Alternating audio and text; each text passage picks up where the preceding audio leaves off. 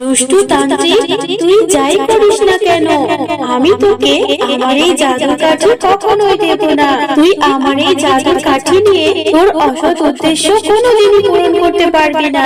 তোমরা অনেক ভালো, তোমরা আমার জীবন বাঁচিয়েছো। আমি তোমাদের একটা তরমুজ বাড়ি দিয়ে দিচ্ছি।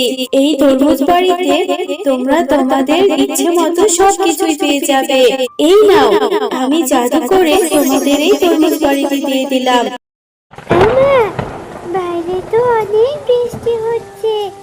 আমার বৃষ্টিতে ভীষণ ভয় লাগে। কত ঝড় হচ্ছে, বিদ্যুৎও চমকাচ্ছে।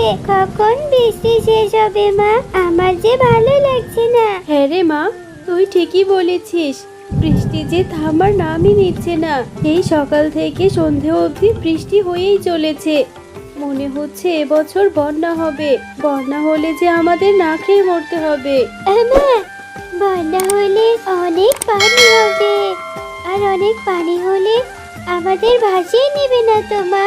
আমাদের ভাসিয়ে নিলে আমরা কোথায় যাব? আমাদের ঘরবাড়ি সবকিছু তো ডুবে যাবে।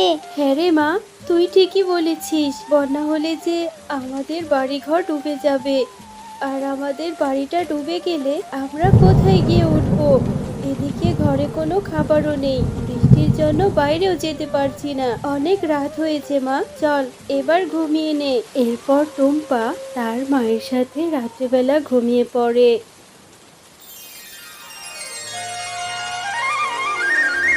মা, ও মা, উঠো না।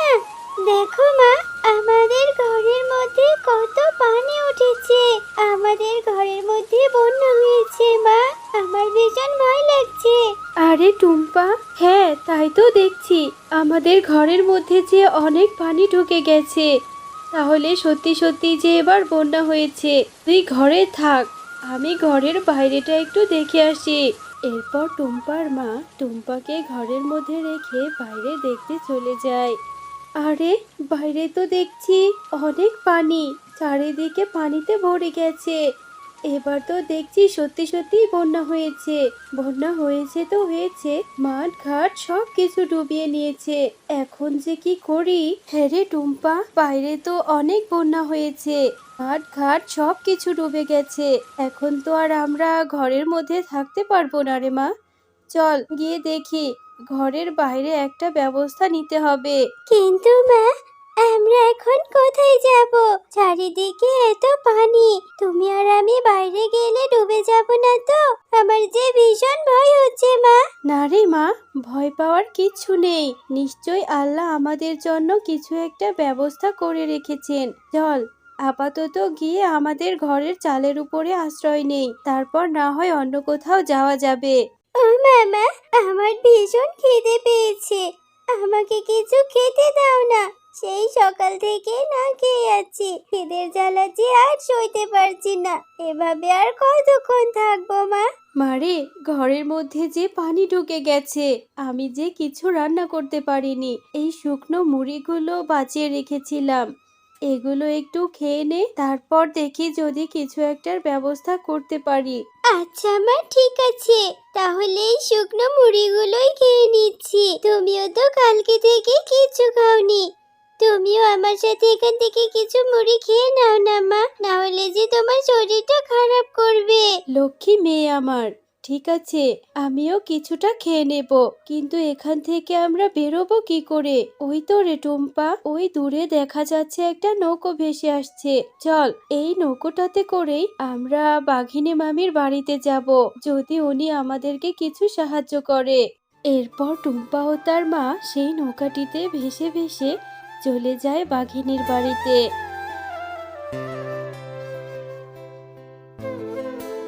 বাঘিনী মামি, বড্ড বিপদে পড়ে তোমার কাছে এসেছি গো। তোমার তো 2 তলা কত বড় বাড়ি, আমার ওই কুঁড়ে ঘরটা যে বন্যার পানিতে প্রায় ডুবে যাওয়ার অবস্থা। এই ছোট্ট মেয়েটিকে নিয়ে যে কোথায় যাব? তোমার বাড়িতে একটু থাকার জায়গা দাও না কিছুদিনের জন্য। আরে শেফা, আমি কি ধর্মশালা খুলে বসেছি নাকি? আমি তোকে আমার বাড়িতে থাকতে দেব কি করে? আমার বাড়ি কোনো ঘর খালি নেই, থাকতে দিতে পারি। যদি ভাড়া থাকিস তাহলে অ্যাডভান্স টাকা দিতে হবে। কিন্তু বাঘিনী মামি, আমার কাছে যে এখন কোনো টাকা নেই, তুমি আমাকে আপাতত একটু থাকতে দাও না, আমি এরপরে তোমাকে টাকাটা দিয়ে দেব। আরে শেফা, এত ঘ্যানঘ্যানানি একদম ভালো লাগছে না। তোকে ফ্রিতে থাকতে দিলে এই গায়ের সবাইকে থাকতে দিতে হবে। এখান থেকে চলে যা, অন্য কোথাও গিয়ে সাহায্যের জায়গা খোঁজ। আমার বাড়িতে কোনো দয়া হবে না। এরপর নৌকা নিয়ে ভাসতে ভাসতে সেখান থেকে শেফা শিয়ালিনী চলে যায়। মা, এভাবে বন্যার পানিতে ভাসতে আমার আর ভালো লাগছে না। আমার যে এত পানি দেখে ভীষণ ভয় লাগছে। তুমি আমাকে কোথাও একটা নিয়ে চলো না মা। আমরা দুজন যদি পানিতে ডুবে মারা যাই। মারে, তুই একদম চিন্তা করিস না, নিশ্চয়ই আল্লাহ একটা ব্যবস্থা করবে। কিন্তু কোন দিকে যাব আমি তো কিছুই বুঝতে পারছি না। আমি কিচ্ছু জানি না মা, তুমি আমাকে এখান থেকে নিয়ে যাও। আমি এখানে আর থাকতে চাই না। এই বন্যার পানিতে ভাসতে ভাসতে আমরা দুজন মরে যাব। আমি এখানে থাকবো না। টুম্পা, ওই তো দূরে একটা দ্বীপ দেখা যাচ্ছে, চল না আমরা ওইখানে গিয়ে আশ্রয় নিই। ওখানে গেলে কিছু একটা ব্যবস্থা করে নিতে পারবো। এরপর তারা নৌকাটা ভাসিয়ে সেই দ্বীপের কাছে চলে যায়। মা, সেই কখন থেকে হেঁটেই যাচ্ছি। আমার পাটা ভীষণ ব্যথা করছে, আর যে হাঁটতে পারছি না। আর কত হাঁটবো মা? টুম্পা, এখানে একটু বস মা, এখানে বসে জিরিয়ে নে। আল্লাহ নিশ্চয় আমাদের একটা থাকার ব্যবস্থা করে দেবে। এদিকে আকাশেও যে কি কালো মেঘ করেছে, আকাশে বিদ্যুৎ চমকাচ্ছে। মনে হচ্ছে বৃষ্টিও শুরু হয়ে যাবে কিছুক্ষণের মধ্যে। এই বৃষ্টির মধ্যে মেয়েটাকে নিয়ে যে কি করি। ও মা, আমার যে এই বৃষ্টির মধ্যে ভিজতে একদম ভালো লাগছে না। আমার ভীষণ ঠান্ডা লাগছে মা, আমার ভয়ও লাগছে। চলো না, আমরা অন্য কোথাও চলে যাই। হ্যাঁ রে মা, ওই তো সামনে কিছু বাড়ি দেখা যাচ্ছে। ওইদিকে বড় একটা বট গাছও আছে। ওই বট গাছের নিচে আমরা দুই মা ও মেয়ে কিছুক্ষণ দাঁড়িয়ে থাকি। এরপর টুম্পা ও তার মা বৃষ্টিতে ভিজে ভিজে একটা গাছের নিচে যায়। মা, বৃষ্টি তো থেমে গেছে। চলো আমরা অন্য কোথাও যাই। এখানে দাঁড়িয়ে থাকা ঠিক হবে না। ওই যে দেখো মা, ওই পরীটাকে কে যেন বেঁধে রেখেছে। হ্যাঁ রে টুম্পা, ওই পরীটাকে ওই দুষ্টু লোকটা কেন বেঁধে রেখেছে? আমাদের ওই পরীটাকে বাঁচাতে হবে, চল এক্ষুনি।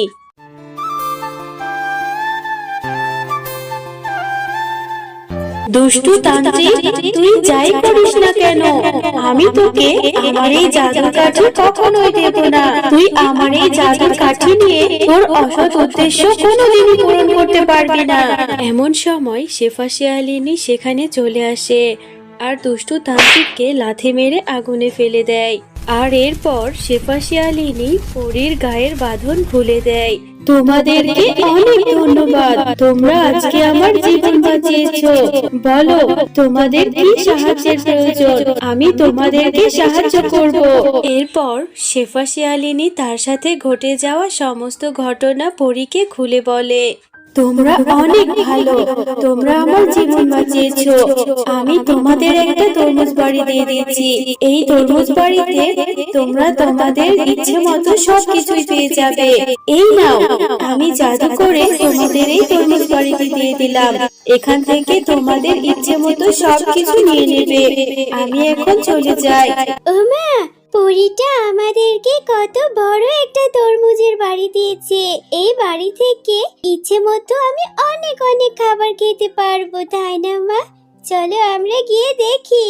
হ্যাঁ রে মা টুম্পা, তোকে তো আমি বলেছিলাম ধৈর্যের ফল ভালো হয়। আল্লাহ আমাদের উপর দয়া করেছে, এখন থেকে আর কোনো অভাব থাকবে না।